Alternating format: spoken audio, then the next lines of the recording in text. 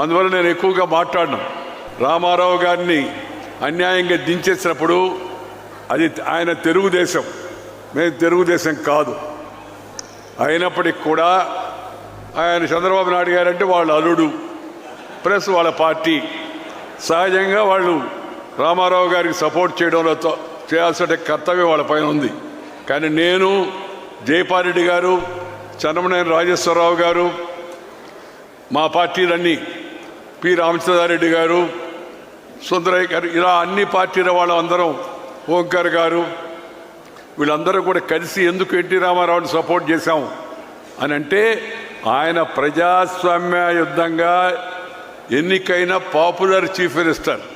అలాంటి వ్యక్తి అమెరికాలో గుండె బాగలేక ఆపరేషన్ చేయించుకుంటూ ఉంటే దుర్మార్గంగా పదవీ కాంక్షతో ఢిల్లీ పెద్దల యొక్క ప్రోద్బలంతో రామ్లాల్ లాంటి యొక్క ఆ రోజు ఈ యొక్క రాజ్యాంగ వ్యతిరేక చర్యలకు పాల్పడే రామ్లాల్ గవర్నర్తో చేతులు కలిపి మరి నాదెండ్ల భాస్కర్ రావు మిగతా వాళ్ళు చేసినట్టు ఆ దుర్మార్గం ఏతుందో దాన్ని ప్రజలు నేటి తరం తెలుసుకోవాల్సిన అవసరం ఎంతో ఉంది. ఆ రోజు జరిగింది అన్యాయం కాబట్టి మేము తెలుగుదేశం పార్టీ కాకపోయినా మేమందరం కూడా ఎందుకు సపోర్ట్ చేశామంటే రామారావు గారికి ప్రజలు ఆయన ఎన్నుకున్నారు, ఆయనకు అన్యాయం జరిగింది. అందుకని రామారావు గారి అండన ఉండడం జరిగింది. చరిత్ర అంతా చెప్పారు వారు. ఇక్కడ జరిగింది రామ్లాల్ వ్యవహరించిన తీరు, మాకు రాజ్భవన్లో అవకాశం ఇవ్వకపోవడం, ఆ తర్వాత అరెస్ట్ చేయడం, ఊరంతా తిప్పడం, అరెస్ట్ చేసి వ్యాన్ ఎక్కిచ్చారు. ఒక్క మాట చెప్తాను, వ్యాన్ ఎక్కిన తర్వాత అందరం దాంట్లో కూర్చున్న రామారావు గారు, ఉపేంద్ర గారు, చంద్రబాబు, నేను అందరం. డ్రైవర్ అడుగుతున్నాడు, సార్ ఎక్కడికి పోవాలని. ఇది చూస్తే ఎవరు పోలీసు వాళ్ళు ఎవరు లేరు. ఎక్కడికి పోవాలంటే నేను చెప్పాను వాడికి, ఎక్కడికి పోయేది ఏముంది, మొత్తం నగరం అంతా తిప్పబోయా అని చెప్పానని.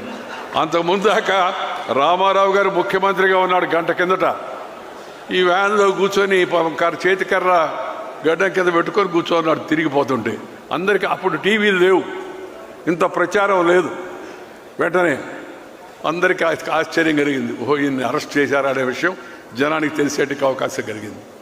ఈ ప్రపంచంలో అతిపెద్ద ప్రజాస్వామ్యం మన దేశంలో ప్రజాస్వామ్యాన్ని నిస్సిగ్గుగా కూనీ చేసే ప్రయత్నం చేస్తే దాన్ని రక్షించుకోవడానికి ఒక గొప్ప ఉద్యమం, అదే ప్రజాస్వామ్య పరిరక్షణ ఉద్యమం.